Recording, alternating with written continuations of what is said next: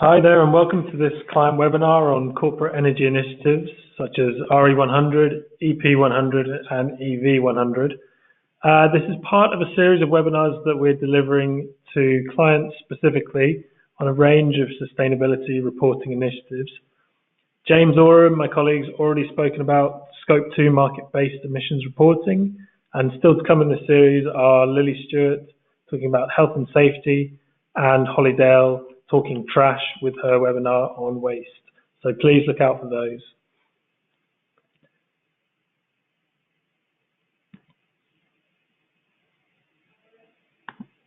So today we'll be covering corporate energy initiatives related to renewable energy, energy productivity and electric vehicles, before wrapping up with some tips on data collection and reporting and concluding the webinar. So to give this webinar some context, we thought we'd just discuss the need for change. So the recently published IPCC report, it goes in no uncertain terms, states that restricting global warming to 2 degrees, which was initially proposed in the Paris Climate Agreement in 2015, that's no longer good enough. We now need to restrict warming to 1.5 degrees in order to stave off the devastating effects of sea level rises, loss of habitat, and irreversible coral reef damage, amongst many other serious issues. To restrict warming to 1.5 degrees would require a reduction in emissions of 45% by 2030 from a 2010 baseline, and reaching net zero carbon by 2050. So, quite a challenging task. In order to get there, the IPCC special report stated various emission reduction scenarios, including switching to renewable energy, improving energy efficiency, and decarbonising the transport network, to name but a few of the measures which need to be done. According to the International Renewable Energy Agency, IRENA, the commercial and industrial sectors account for about 2/3 of global electricity use. And also the transport sector has a key role to play in the overall energy demand. As you can see from this graph, which is taken from DNV-GL and their energy transition outlook, it shows sectoral energy use projected out to 2050. It illustrates the large combined demand from transport, buildings, and manufacturing. It's interesting to note that they also predict that total energy consumption will peak in around 2035.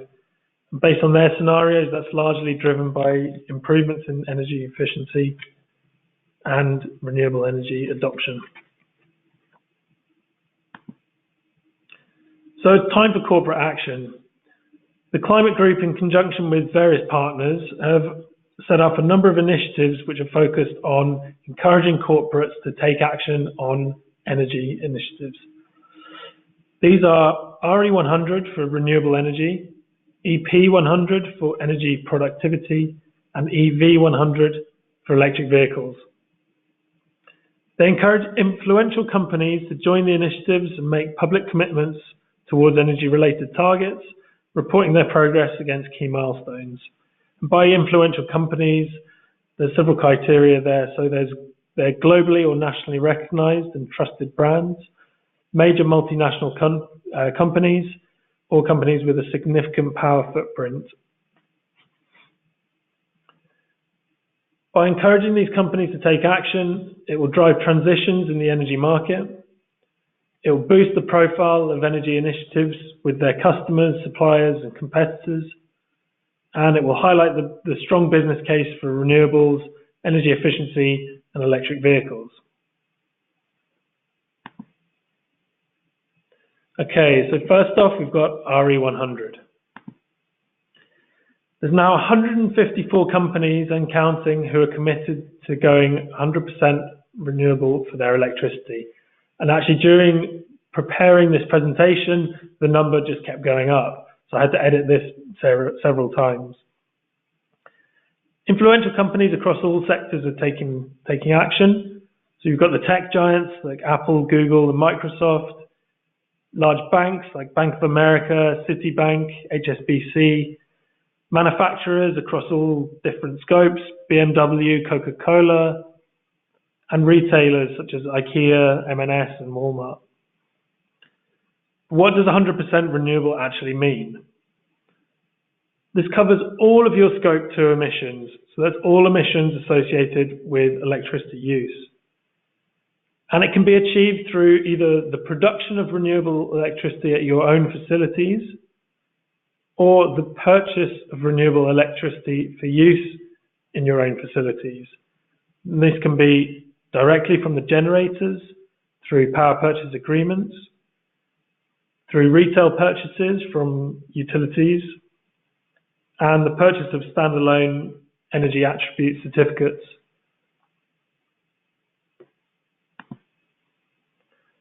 Just looking at then how corporates have been sourcing renewable electricity to date. This graph is taken from the International Renewable Energy Association, and it shows in 2017 how corporates bought or sourced their renewable electricity. So by far the largest is the production for self-consumption at 165 terawatt hours. Then that's second, followed by buying unbundled energy attribute certificates. And thirdly, through corporate power purchase agreements, and then utility green procurement programs.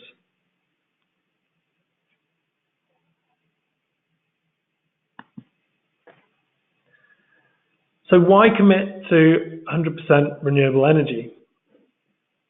There's a compelling business case to do so. You get more control over your energy costs, avoiding price fluctuations, which are tied to the international oil and gas markets.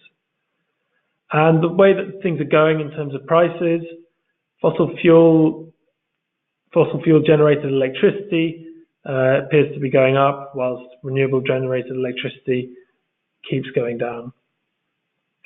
You also secure your energy supplies, and that's particularly the case for on-site renewable energy feeding directly into your facilities.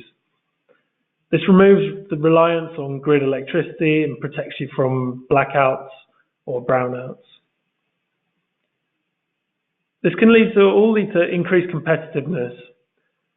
Many renewable technologies are reaching grid parity, where the cost is lower than fossil fuel generated electricity. And lastly, you will also deliver on your emissions goals. By committing to 100% renewable energy, you're also sending a strong signal to the market. You'll be able to demonstrate your renewable credentials through Scope 2 market-based reporting. That highlights the impact that your purchasing decisions are making on your overall emissions. Also, by committing, you'll be sending a powerful signal to policymakers and investors, and this will all help to accelerate the transition to a zero carbon economy. Okay, so some case studies then on RE100. First off, we have Fujitsu. So they've set a target of 100% renewable electricity by 2050 and an interim target of 40% by 2030. They're using a range of sourcing mechanisms, including power purchase agreements and on-site solar panels. And this is all in the context of their wider sustainability target, which is to be net zero carbon business by 2050. Secondly, we have Cliff Bar, manufacturer of healthy snacks. So for 10 years, they've been purchasing renewable energy certificates equivalent to 100% of their electricity use. So they've actually been compliant for 10 years. But now through signing up to RE100, they can demonstrate that commitment. They're also looking at more options to incorporate renewable energy throughout their operations, either on-site, feeding into their own bakeries and factories, or by driving the uptake of renewable energy throughout their supply chains. Okay, second initiative is energy productivity, or EP100. So what is energy productivity? It's basically maximizing each unit of electricity and making more or doing more with less. So by investing in energy efficient technologies and practices, you can reduce your carbon emissions, you can reduce your energy costs, and boost your productivity. Energy productivity is therefore directly linked to companies' P&L. And there's huge potential savings. The Climate Group researched that the benefits of 100 companies doubling their energy productivity by 2030 could be a saving of 170 million tons of emissions, which is equivalent to 37 million cars off the road, and also the potential to add $18 trillion to global GDP through to 2035. An example of quite a widely available technology that can be used to increase your energy productivity is the addition of LED lighting, so replacing your old fluorescent tubes with LED lights. These are easy to install and they have a good payback and ROI. And again, the Climate Group's research suggests that if companies globally made the switch to LED light bulbs, they could save around $94 billion in energy costs, 371 power plants worth of energy, and 403 million tons of CO2 emissions going into the atmosphere. So how do you sign up to EP100 and what are the commitment pathways? The first one is doubling your productivity. So defined by doubling your economic output from every unit of energy consumed. That's to be achieved within 25 years using 2005 figures as a baseline. Secondly, you could cut out energy waste. Companies with significant commercial and industrial facilities should implement an energy management system globally within 10 years and make a commitment to an energy productivity target. Or thirdly, by owning and operating energy smart buildings. These are buildings that will operate at net zero carbon, and the timeline for that target is by 2030. A case study for EP100, H&M have signed up and they pledged to double their productivity by 2030. They'll achieve that by building stores that use 40% less energy than they do today, the ones which are constructed today. And that will be achieved by investing in new technologies for lighting and HVAC. They've also got an intention to get their suppliers enrolled in energy efficient programs with a target of 100% of their suppliers by 2025. So quite ambitious targets there, but pushing energy productivity not just for your own facilities, but throughout your supply chain. Okay, the third initiative then is EV100, covering electric vehicles. So the transport sector accounts for about 23% of energy-related GHG emissions globally. And this figure is expected to rise as emerging economies such as China and India continue to grow. But not only are these greenhouse gas emissions, they're also a large cause of air and noise pollution, as we know from London as well as cities like Paris and more heavily industrial cities in China. Air pollution is becoming a serious issue. So fuel economy standards will require more electric vehicles on the market. And sales in EVs are predicted to rise from 1.1 million, which was in 2017, to 30 million by 2030. That's figures from Bloomberg New Energy Finance. These will be supported by rapidly falling costs in battery equipment, which are helping to facilitate the shift towards electric vehicle uptake. Also, bold commitments from car companies such as VW, Nissan, Daimler, and Volvo, and continually growing consumer awareness, helping to clean up the transport networks. But businesses have massive potential to contribute as well towards this. Again, according to Bloomberg figures, businesses own over half of all registered vehicles on the road. So there's a huge potential for them to help drive the move towards electric vehicles and better charging infrastructure. So how do you sign up to EV100? The different commitment pathways are to publicly commit to one or more of the following by 2030. Either integrating EVs into your owned or leased corporate fleets, placing requirements in service contracts for electric vehicle usage, or installing charging infrastructure at all premises so that your staff and visitors can take advantage of that. And what do we mean then when we're talking about EVs? In this context, it means battery electric vehicles, plug-in hybrids with an extended range up to 30 miles on the electric side, and hydrogen fuel cell vehicles.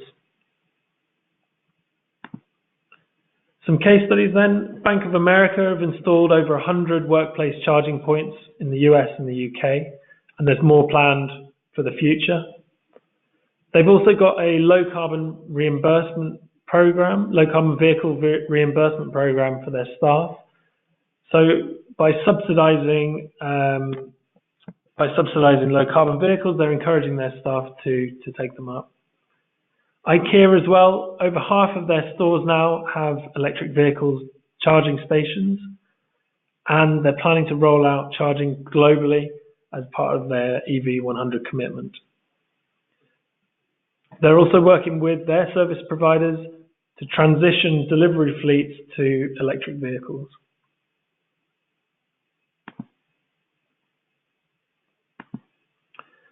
So how can you use Greenstone then to help collect and manage some of this data? Through our electricity uploads, you can select a range of different electricity choices, including green energy, and you can also include market-based reporting to show that you are using different instrumental methods as a part of your market-based reporting. On your dashboards, then you'll be able to compare your market-based figures to your location-based. Also, you're able to track energy initiatives against targets through the initiative saving module, recently launched module for the environment module.